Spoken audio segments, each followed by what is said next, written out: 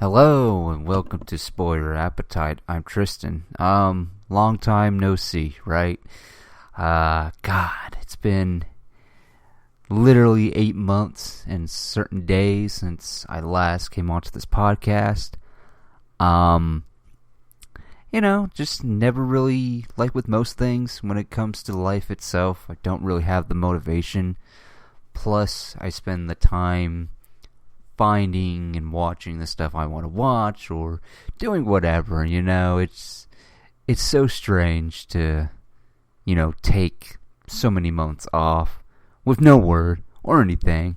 But then again, I do this podcast just for fun, just whenever, really when I feel like it, it's just so strange because I remember when I started doing this podcast, I always wanted to do one at least like every week or so, and I'm pretty sure in the last episode I said I would try to do it like once a month or something like that, but clearly that didn't happen. And yeah, there's a lot to talk about that I could talk about, honestly.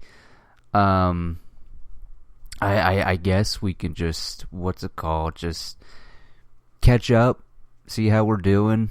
I don't know, it's just been interesting, you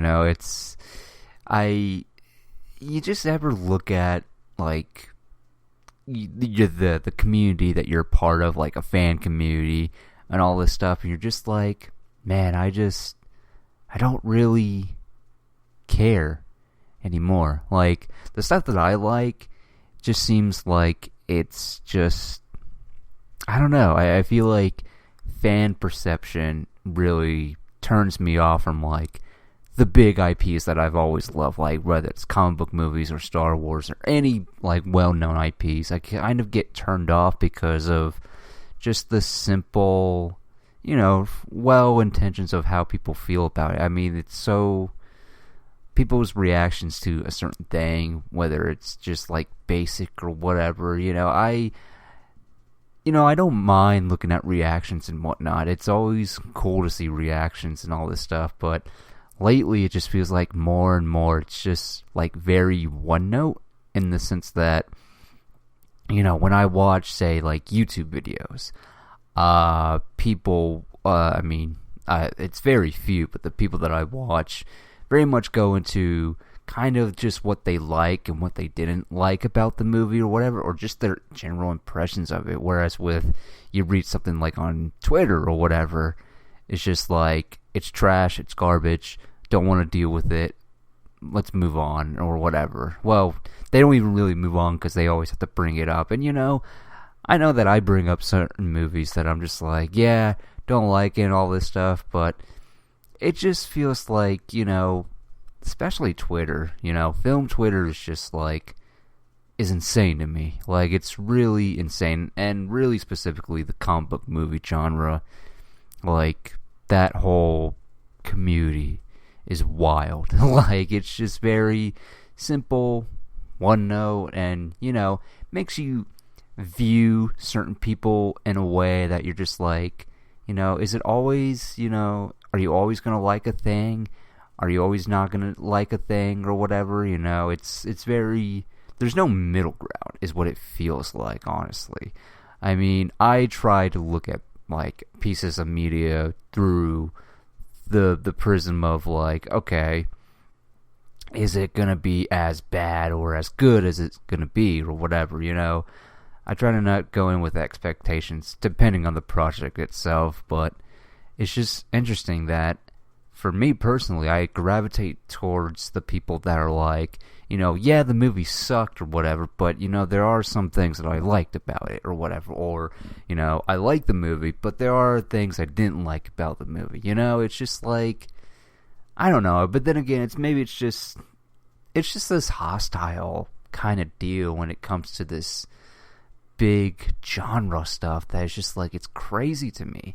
And I don't know, it's just like, I like watching stuff that's not like has source material, like doesn't have pre-notion source material, because I'll be honest, and really it's not anybody's fault, honestly, but there's so much Marvel content out there that it's kind of crazy to me to think that there's so many like shows coming to Disney Plus and so much to keep up with and all this stuff, to the point where I think it started with Hawkeye. I think after Hawkeye, it was like, all right, yeah, it's like, because I didn't like Hawkeye. I mean, it's just these Disney Plus shows. I just like, now that we're like, what are we, like 2 years into Disney Plus? Like some of the, specifically the MCU shows, they kind of just feel like there's these great moments, but it feels like the potential is just wasted, you know? That's kind of how I feel. I mean, because, man, if we want to really look at it, this year we had Moon Knight, we have She-Hulk just ended, some other stuff, too, that I'm just blanking on. Miss Marvel, there's that one. But, yeah, it just... and I'll say this, I mean, when it comes to the MCU... Disney Plus shows, the only ones that I can truly say I really enjoyed is WandaVision. Obviously, that's a given for me. Falcon and the Winter Soldier, and Miss Marvel. Everything else just kind of feels like the potential is there, but just didn't live up to its potential. So, it's kind of how I feel about it. I mean... And that's why starting next year, I'm just like, I'm not watching all of these MCU shows. I will watch certain ones. Like, I hate to say it, but like the Echo show. I don't care about Echo at all, because what I got from Hawkeye was just not enough for me to be like, yeah, I'll check out the spin-off show with her. I don't think I want to do that. I'm not really interested in it. I don't think a trailer can convince me otherwise to watch it or whatever. And I know it's been confirmed that both Vincent D'Onofrio's Kingpin and Charlie Cox's Daredevil is going to be in it. So, I mean, that's cool, but I don't feel the need to watch that, honestly. I have no interest in watching that, sadly. And, I mean... Because, yeah, that trailer has got to do something really to pull me in to give it at least a shot. Like, I don't even feel like giving it the 3-episode treatment like I do with most shows that I start and whatnot. If it's a new show, I like, or I'm, like, curious to start a show, I'll give it 3 episodes and see what happens. For example, She-Hulk. I mean, She-Hulk is very, based on the reactions, it's... just a mixed bag. People either love it or people hate it. Which, then again, you could say that for every other MCU show that has come out, or any comic book movie, honestly. It just kind of feels like that's what I see mostly nowadays. But, She-Hulk. For me, personally, I gave it 3 episodes. And sure enough, I gave it 4 episodes. I just kept watching and watching. And then, I don't know, after 4, I was like, well, I didn't hate what I saw, but I just don't have that need to keep going or whatever. It's strange. Like, yeah, I didn't hate it, but I just didn't find any interest to keep going. Even though, you know, I was curious to see how they would handle Daredevil, since, you know, it's going to be very much a toned down Daredevil compared to what we got from Netflix. And, you know, I'm officially over that. I know that was like one of my big concerns, was like, you know, I was always frustrated because of the fact that it's like, because the problem is like, we associate Charlie Cox's Daredevil with that Netflix show, and so the fact that they brought him back gives us this idea of like, oh, it's, you know, if you change anything about it and he's not like that very adult like character or whatever, it's just strange. Then why not just recast it? I mean, because my thing, and you know, I'll talk about it with the Black Panther casting, but the actor is there to serve the character, not the other way around. So I was just like, why not just recast it? I mean, we've been through a recast before, just recast it. Now with T'Challa and Chadwick Boseman, you know, I was for a recast, but the fact that they didn't, I mean, okay, let's see what happens, you know, let's see how that goes. And, you know, I like how Kevin Feige said it best, which was, you know, it just didn't feel right to do it now. Like, it didn't feel like we had enough time to grieve. And, you know, I kudos to them. Will we ever see T'Challa? I don't know. I mean, as long as we have good product being put out, that's fine. And yeah, Wakanda Forever just looks fucking incredible. I mean, that first teaser trailer was just, oh my god, it hit all the, like, the emotional beats for all of us. And my god, it just looks breathtakingly good. Like, I can't even put into words how amazing it looks. And fucking Namor. Like, we're getting fucking Namor in the MCU. It just fucking blows my mind. And he even has the wings on his feet. It's just like, holy shit, this looks incredible. But I think I'm even more excited for it because of the fact that, you know, with Thor Love and Thunder, it feels like we need some sort of, like, actual serious high stakes consequences kind of movie. You know, everything else has just kind of been just like, you know, like, I don't know.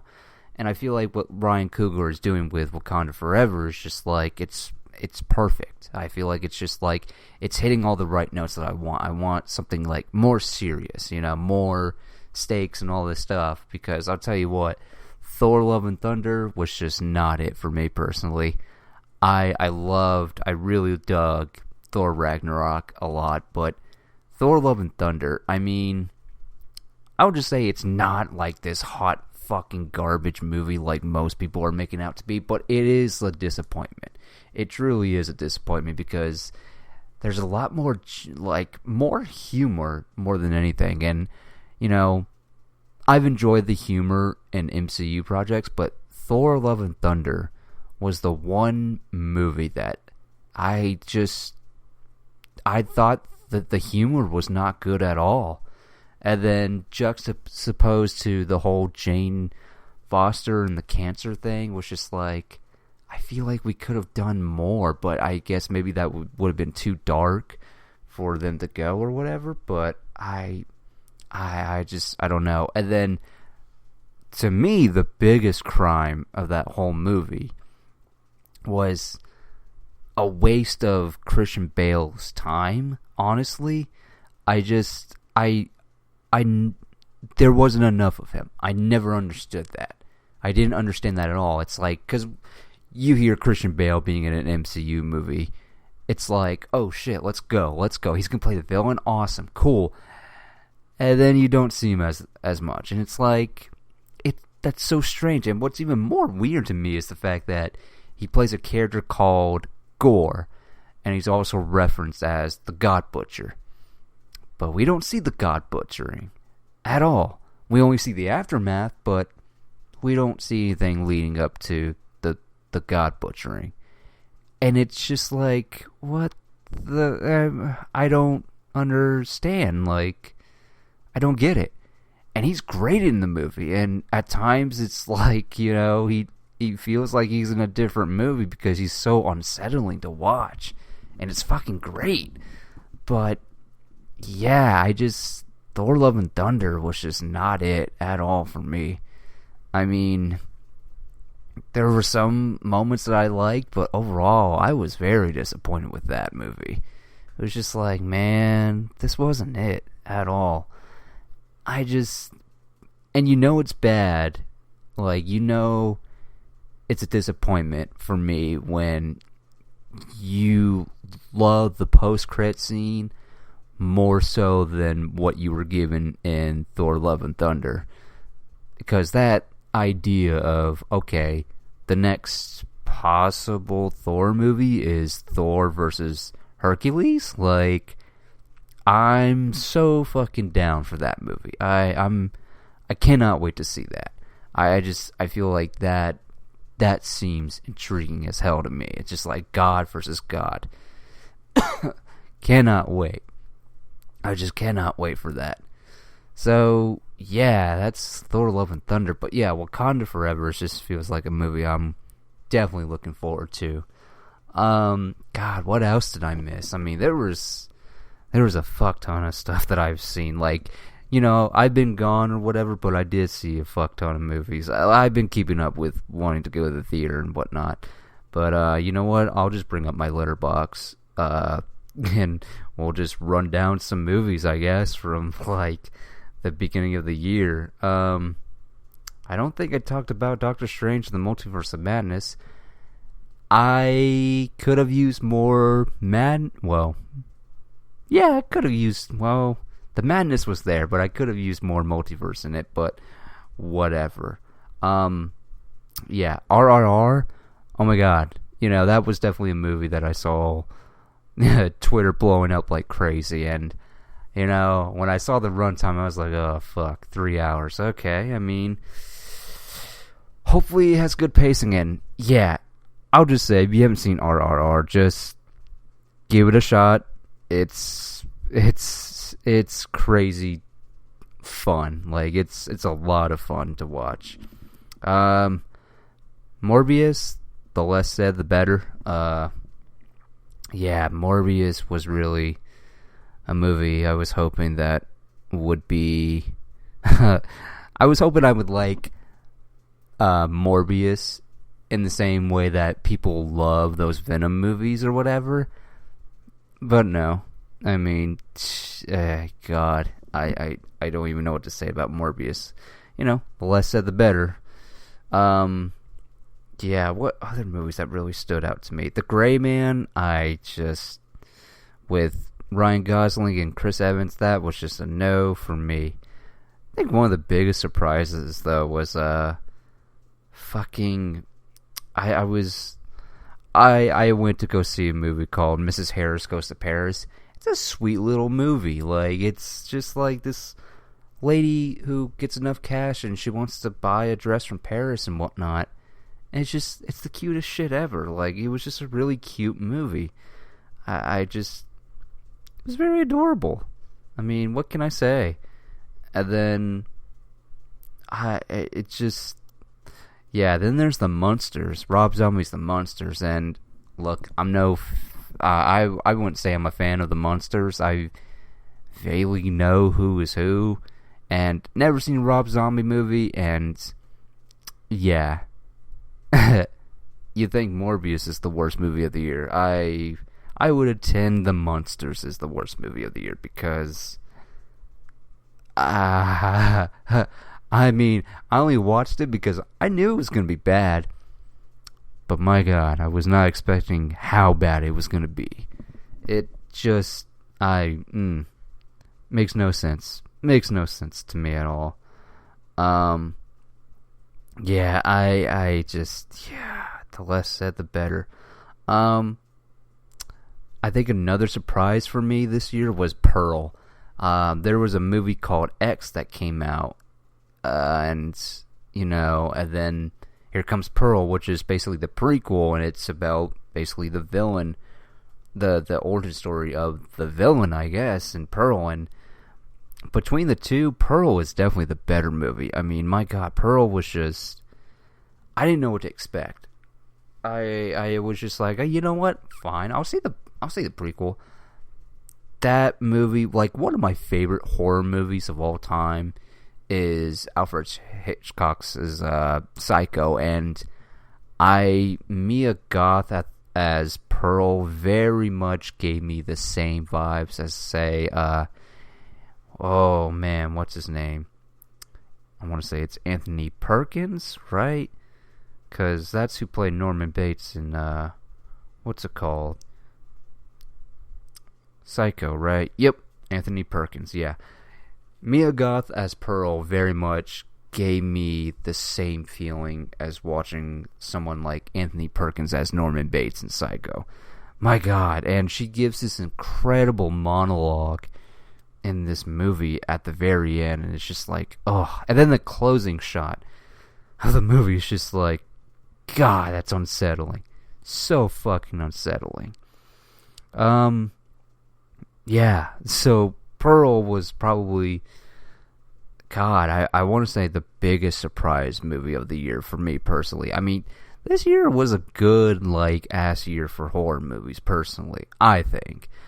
And, you know, and then I'm sure I didn't talk about it, but let's talk about The Batman, you know, Matt Reeves' The Batman starring Robert Pattinson. You know, for me personally, I'm sure I've said it before, but I've had an oversaturation with Batman. You know, I am getting to that point where the more recasting for Batman, the more I'm just kind of like, it's a little oversaturation. I'm kind of over it, and it's probably on my fault too, because I consume a lot of Batman and whatnot, and just, yeah, it's just a lot of Batman. So, Matt Reeves' The Batman. I really liked it. I wish it wasn't as long, though, but then again, just looking at that movie, I don't know what I would cut out, personally. But, you know, The Batman's really good. I mean, best comic book movie of the year? I think so. I mean, it's just, it's got its own vibe going for it and whatnot. I mean, I think the one thing that, you know, I saw a lot of people comparing it, basically saying, oh, it's just kind of another Christopher Nolan, like, Batman movie. But, and, you know, I totally get why those feelings are there. I can definitely see that. But for me personally, it's like, yes, but at the same time, it feels more grounded and just more dirtier. Like, the one thing that's great about this movie is, like, this is probably my favorite, like, iteration of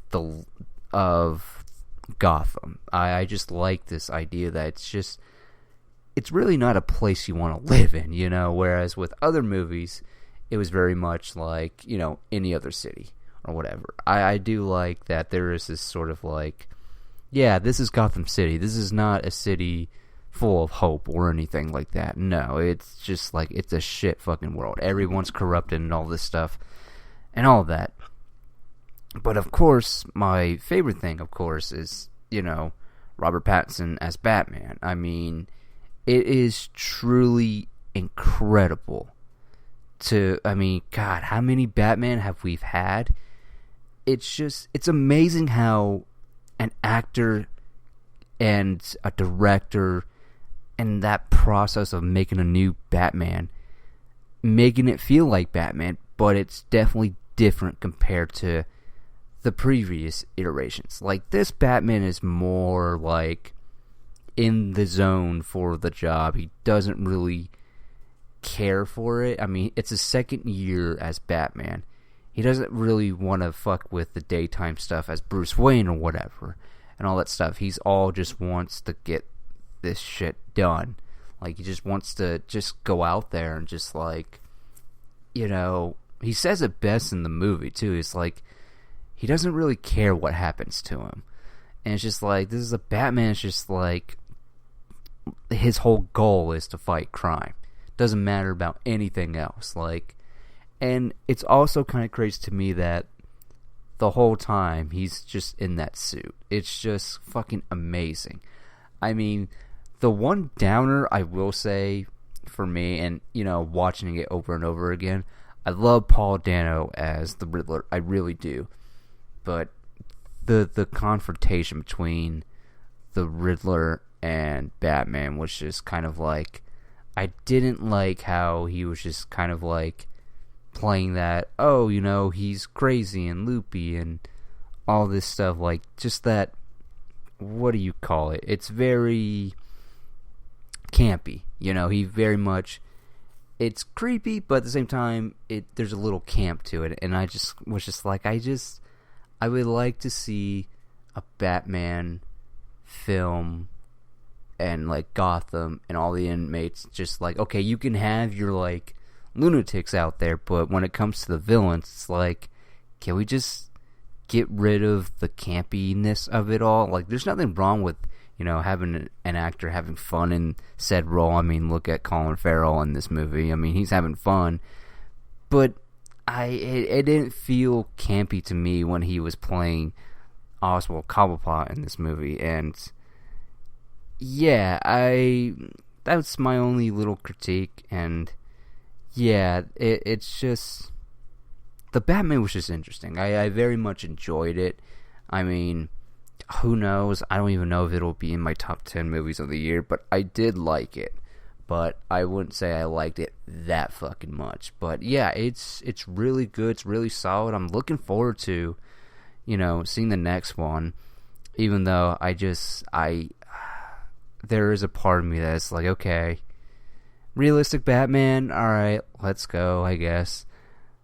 But, I mean, as long as it's a good movie, I can't complain too much, even though it's like, nowadays, when it comes to Batman, I'm just like, okay, we had the Affleck iteration that was, like, literally taking on, aliens and stuff.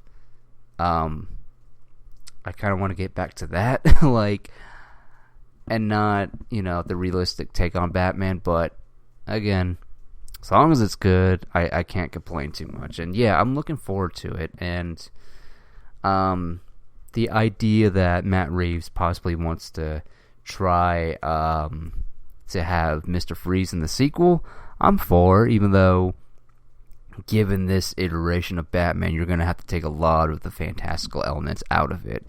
Because, I mean, their whole goal was to make it just grounded and all this stuff. And yeah, that's cool, but so they would have to change a lot of the Mr. Freeze character, as long as they keep that central core origin of what makes Mr. Freeze great.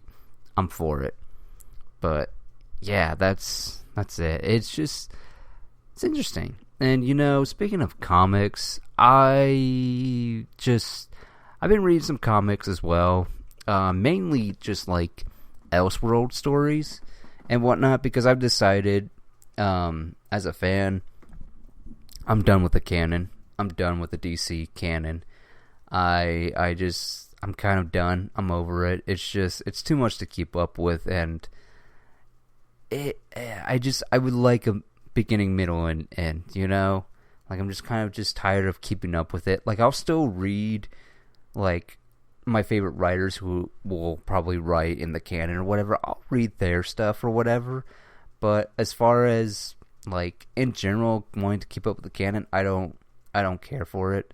I think the last thing I have when it comes to canon is Scott Snyder's, what is it? Is it death metal? I can't remember which metal it was. I know there's dark metal and then there's death metal. I think it's death metal that I have left, because I've enjoyed Scott Snyder's run. I mean, Scott Snyder's the one that brought us the Core Valves and all that stuff. I can't remember what one. I think the only thing I didn't like in his run was the Jim Gordon and the mechanized bat suit or whatever. That's the one thing I didn't like personally. And then there was that, oh man, what was that other one called? It dealt with Two-Face or whatever. Man, I'm gonna have to look it up real quick, because that's gonna drive me crazy. But it was just basically, I can't even remember what it was, but it was just like, it was a Batman story that dealt with Two-Face or whatever, and I just cannot remember what it was and all this stuff. I mean, it was All-Star Batman. That's what it was. The All-Star Batman was just, I don't know, it was alright, I guess. I mean, I didn't care for it too much, but yeah, as far as canon goes, I don't care for it. That's why I've been reading, like, Elseworld stuff. Like, for example, I'm still trying to catch up on, I believe it's Mr. Miracle. I want to say it's Tom Taylor doing Mr. Miracle, which I'm only reading it because of the fact that I couldn't escape this at all. Like, this was very much a comic that every time I would go on, what's it called? Tom King. Okay, I'm sorry, it's not Tom Taylor. Tom King's Mr. Miracle. Um, it's interesting. I mean, dealing with those Jack Kirby, Fourth World, all that fun stuff, New Gods, seeing Big Barda, amazing. But you know, I try to get into Jack Kirby's New Gods, and I guess I just was just kind of like, I know these characters through the animated shows or whatever, but I tried to get into the Jack Kirby stuff of it all, and I just couldn't. But I've always liked those characters, and so I'm gonna have to go back and give the New Gods another chance. But Tom King's Mr. Miracle, it's very personal and very depressing and very fucked up, because I know nothing about Mr. Miracle, but the implications and kind of catching you up to speed on who Mr. Miracle is, it's just like, oh, this is, the whole basis of New Gods is kind of fucked up. Like, oh my god, it's great. But yeah, I've been reading Elseworld stuff. Like, for example, I read, of course, Red Sun, and I liked Red Sun up until the end. Not really a fan of the ending, because the implications of the ending was just like, really? Okay, I guess.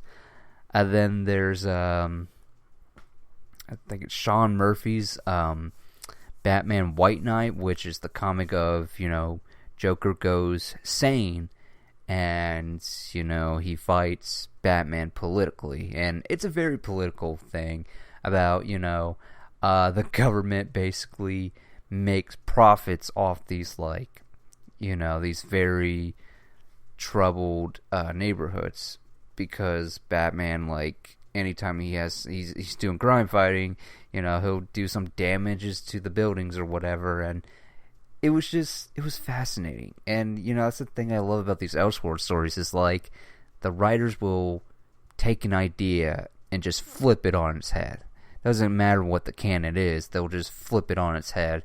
Sure, they'll they won't change too much, but it's just fascinating to, like, read these comics or whatever, these little Elseworld comics. And then, what was the one the last thing I read before I started Mr. Miracle?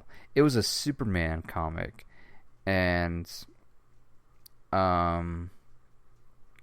man, let me look this up, because this was, like, very, very fucking cool.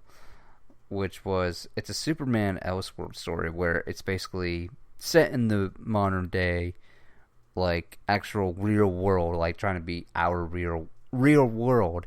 And there's this character called Clark Kent, and Superman exists.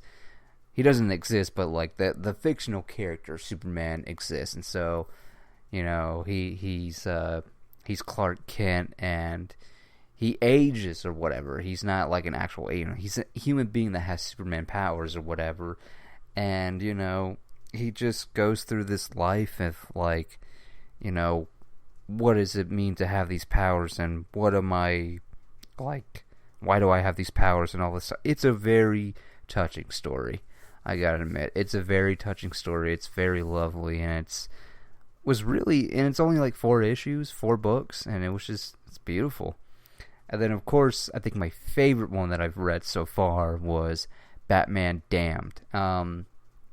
The very notorious, if that comic sounds familiar, it's the DC Black Label Batman comic where there's a panel where you see the outline of Batman's dick or whatever, that later would, like, they would later change that in all the digital and the printing, physical books and all that stuff. But aside from that, it's only 3 books, and Batman Damned was really, it's one of those books where you finish it and you look back on everything you just read, and you're just like, oh fuck, wow, now it makes even more sense, like, and it's one of those books where I literally had to look up an explanation of the ending just to make sure I understood what I was reading, because I was like, wait a minute, why So this just happened. And wait, this happened. It was a lot of that at the ending for me. But luckily, I saw a YouTube video and it was just confirming what I was just seeing, and I was like, oh shit, that's pretty fucking cool. That's really fucking cool. But yeah, Batman Damned, it's one of those comics it's definitely going on the recommendation list. Like, for any new readers, I have a list of like stuff that I would recommend to new readers, and Batman Damned is definitely up there for sure, because it's currently my new favorite Batman story at the moment, and I just, and the art alone is great. I mean, what's his name? Drew it. I mean, he's the same one. It's the same artist that did that Joker book. In fact, I think it's the same team that did the Joker book as well. Yeah, Brian Azzarello, who, wrote the book. And then you have, what's his name? Lee Bermejo? I want to say that's his name. Yeah, Lee Bermejo. If you just look up his art, I mean, his art is very noir and darkly, like, oh my god, it's very grimy, but it's awesome because there's a moment in Batman Damned where he draws Swamp Thing, and my god, I've never seen a better image of Swamp Thing than what Lee did there. But yeah, it was interesting. I gotta say, it was very interesting. But yeah, so the last thing I think actually, you know what? We're not gonna stop there. Because, you know what? Let's talk about Kenobi, the one Star Wars property I've always wanted to see. So, Star Wars, Obi-Wan Kenobi. Little backstory. This is the show that I've always wanted, like, ever since Disney bought Star Wars, and the talk of like what's Disney gonna do with it, like, and then the talk of like an Obi-Wan Kenobi movie and all this stuff. But now we got a show, and we got the great Ewan McGregor back as Obi-Wan Kenobi, and then we had Hayden Christensen come back as Anakin and also as Darth Vader. And yeah, the Kenobi show overall, I did not like it. I mean, I wouldn't say I didn't like it. I would just say it's more of a disappointment. But it's one of those shows that the more you think about the bad things you didn't like about it, the more it just is like you get frustrated and sad at the same time. It's just like, Ewan McGregor was great, and Hayden Christensen was great as well, and seeing Darth Vader was cool, but baby Leia, kid Leia, I guess, maybe it's my own fault because I was hoping that we would get like a character piece on Obi-Wan Kenobi, having PTSD, and they did show Obi-Wan having some PTSD. They were great. Him tensing up when he sensed Vader coming in that town or whatever, and then,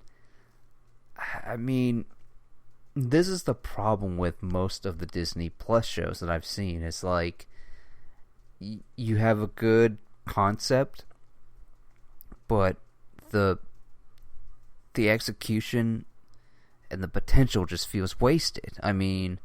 For what they gave us in that Kenobi show, I was just like, this is so just, I don't understand.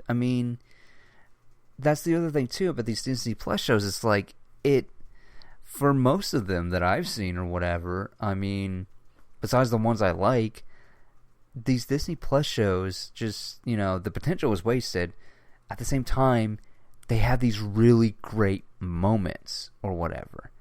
But it's not enough for me to, like them overall. Like, I can admit, seeing Darth Vader and Obi-Wan Kenobi go at it was cool as shit, but everything else, certain moments are just like, what? Why are we? I don't know. The Leia thing was just like, okay, yeah, I get it. They gotta meet at some point, right? But I'm just like, and I guess it's just how they approached, when they made this show, when they were coming up with what this show should be about, that was their main story. And it was like, I'm very curious to, I kind of want to know what the original pitch was, because I know there was that talk of like Darth Maul was going to be in it or whatever, which would have really screwed up canon. But I just kind of want to know what was the original ideas, But I mean, yeah, Kenobi was just like, oh my god, this could have been so much better. Like, the story treatment could have been so much better. It could have been character driven and not just like, oh, Obi-Wan's got a mission, he's got to save Leia and all this stuff. And it's like, man, I'm just very disappointed. And then the character of Reva, I don't know. The character of Reva, I feel like the less we knew about her, the better it would have been, honestly. And yeah, everyone's great in it, but it's just like the writing itself, it's just like, it just didn't feel like it served the characters any justice. I mean, I don't know. I was very disappointed.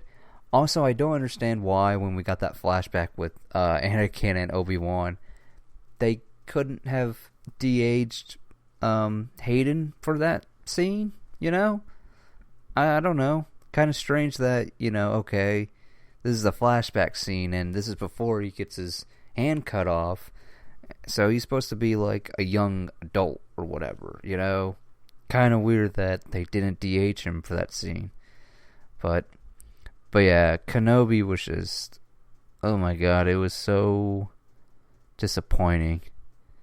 And you know what? Maybe that would have added like another reason why I didn't do a podcast. I wanted to do a podcast for it, but I was just like, I don't have any nice things to say about it at the moment.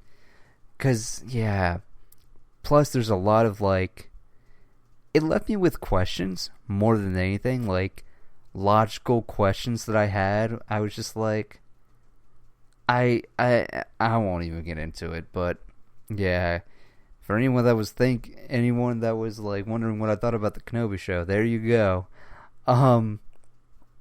Yeah, okay. Let's wrap this up. So, I saw Black Adam a couple days ago, Thursday actually, this past Thursday. What can I say? The trailers didn't really give any vibe of like some death character or anything. Like, I didn't get that sense at all watching those trailers. And it was generic. It's a very generic movie, but at the same time, it's an entertaining generic movie. I'll just say that. It's generic, but entertaining as hell. Two things I took away from it. Okay, one, Black Adam is very fucking ruthless in this movie. And I wonder how, I just don't see, with how, now that we've gotten Black Adam, I don't see how they would ever have Shazam and Black Adam cross paths, because there's no competition. Black Adam would beat the living shit out of Shazam. Holy fuck. It's not even a fucking fair fight at this point. Like, Shazam would need Superman to help him. But my god, it's fucking wild. And then the other thing I took away was, like, very interesting depiction. I can't even say the word. Very interesting take on Dr. Fate. I mean, this is definitely not, and I'm kind of getting into spoilers here, so little spoilers, I guess, but the characterization of Dr. Fate in this movie is definitely not the character of Dr. Fate you know from, like, say, modern comics, where he has the helmet of fate, and when he puts it on, Naboo, the spirit of Naboo, takes over the host that wears the helmet of fate. No Naboo, as far as I remember, there's no mention of him. They say that the helmet is from, like, another world or whatever, and it's like, yeah, okay. And so I wonder if the inspiration for Dr. Fate was coming from the Golden Age era. But then again, there was no mention of Naboo, and the helmet is from another world. So, I would say it's a very interesting take. I still dug him as a character, I'm not gonna lie. And yeah, that I am so ready for a fucking Dr. Fate hot toy. Like, however much it is, I am willing to make a deposit on that as soon as possible. I'm ready for that pre-order because I'm like, I absolutely would love that, because in the beginning when I saw Dr. Fate, I was like, where's the eyepieces or whatever? I know he has eyes or whatever, but didn't fucking matter. When I saw Dr. Fate in motion, that suit and everything, it's fucking awesome. And Pierce Brosnan was good. He was really good in the movie. As far as Dwayne Johnson as Black Adam, yeah, he was great. I mean, he was really great. And, I mean, that's all I can really say about Black Adam, really, because it's like, there's not really anything to spoil here, honestly. I mean, it's very paint by the numbers or whatever. I do feel like they got the character of Black Adam right. I mean, it's just, I'm just curious to see where they go with this character now. If they have any more plans for Black Adam. It's just like, he's a very fucking cool character. Like, Black Adam is a very cool character. And while I do feel they did justice to him in this movie, I do feel like we can do more. We can do more, because as far as I can recall, whenever I've seen Black Adam in comics, he's a very, like, yeah, he is very much about his people and protecting them at all costs. And yeah, it was very interesting. I mean, I had fun with it.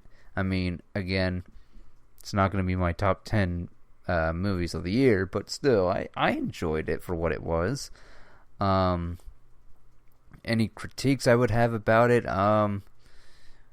Well, yeah, the villain is kind of just like, and I have no knowledge on the villain at all, so I'm just like, yeah, villain was just there, I guess. And you know, the supporting cast, I mean, this specifically the characters of the Atom Smasher and Cyclone, it just felt like they're just bystanders almost. Like, they do get on the action, but they just kind of feel like, yeah, they're right there. Like, kind of feels like that a little bit. But I mean, yeah, Black Adam. It's whatever. It's fine, I guess. Now let's talk about a movie that I recently just saw too. Well, the day after I saw Black Adam, I finally got a chance to see Halloween Ends. Now, for me personally, I'll just say straight up,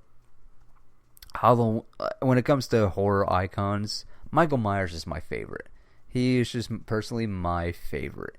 You know, I never saw the Rob Zombie movies, so, but you know, Halloween Ends. Oh my god, fans of this franchise were just ripping it to parts. Like, I was just concerned. I was like, oh boy, I'm still gonna see it, but now I'm worried. I'm like, alright, everybody's saying it's dog shit, but then again, everybody said the same fucking thing with Halloween Kills, and I ended up liking that one. Yeah, it's kind of like Halloween Kills is basically an epilogue or whatever to the previous movie, and yeah, there was no character depth or anything in Halloween Kills, but I still liked it, you know. at least they stay true to the, what's it called? The title. So, and yeah, cut to now. Halloween Ends. I will say this. I liked it, and I don't care.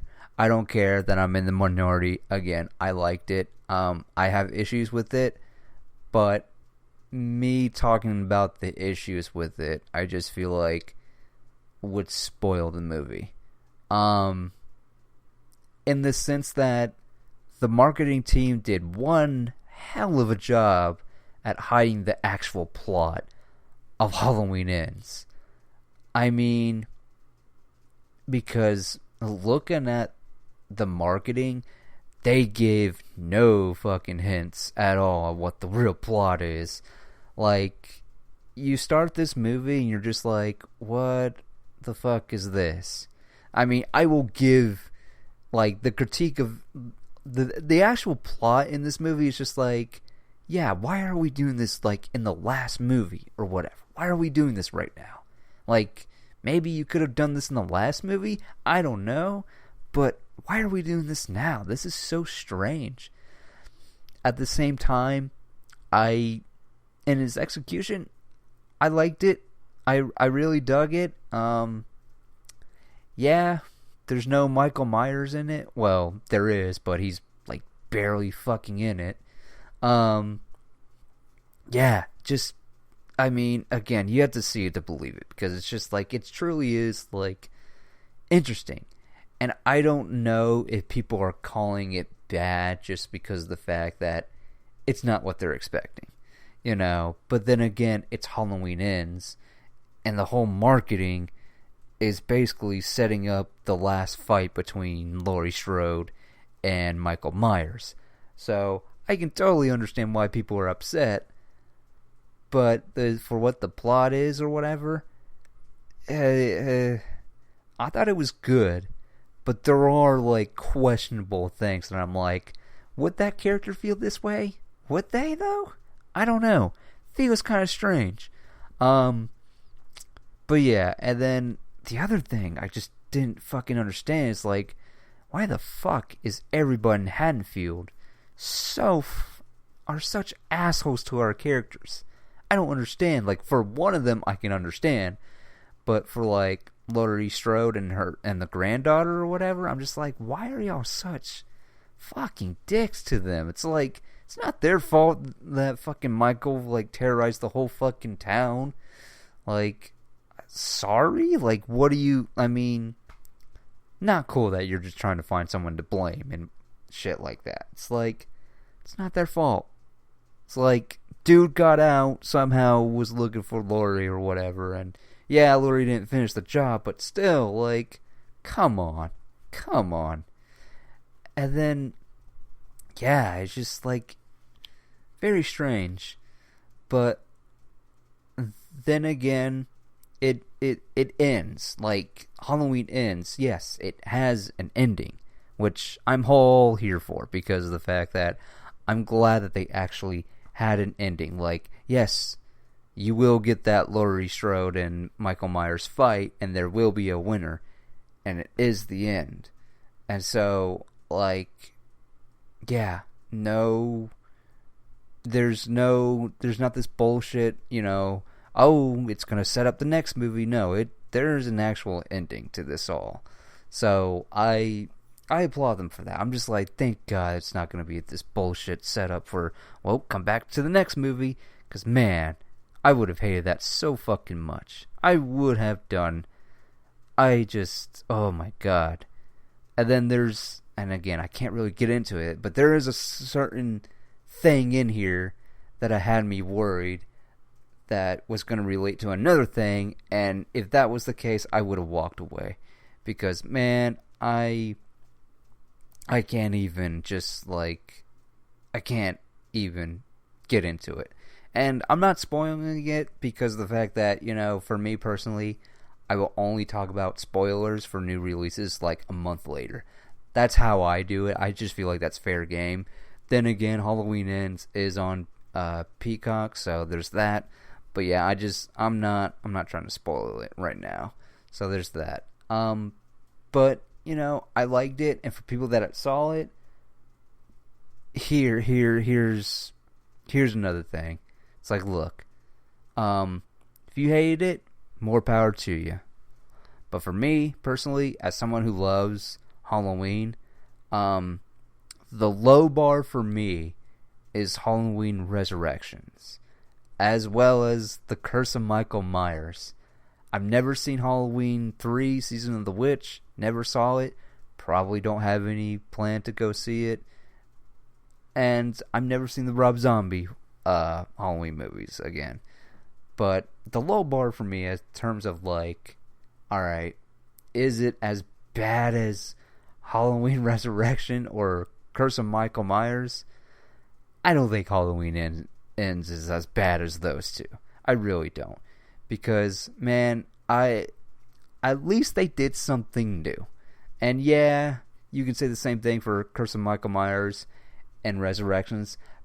But I think Halloween Ends, them trying something new, the execution worked, even though there are issues that kind of take with a few things. But in this execution, I feel like Halloween Ends is, yeah, it's not, like, Halloween Ends is not as good as that 2018 movie is, but it's not as fucking bad as Resurrections was. Like, that's the bar for me. And so, when I saw people hating it, I was like, oh boy, I hope this is not as bad as, hope it's not as bad as Resurrections. And it wasn't. I didn't feel that at all, but at the same time, I understand why people hate this movie. I really do. I mean, I totally get it.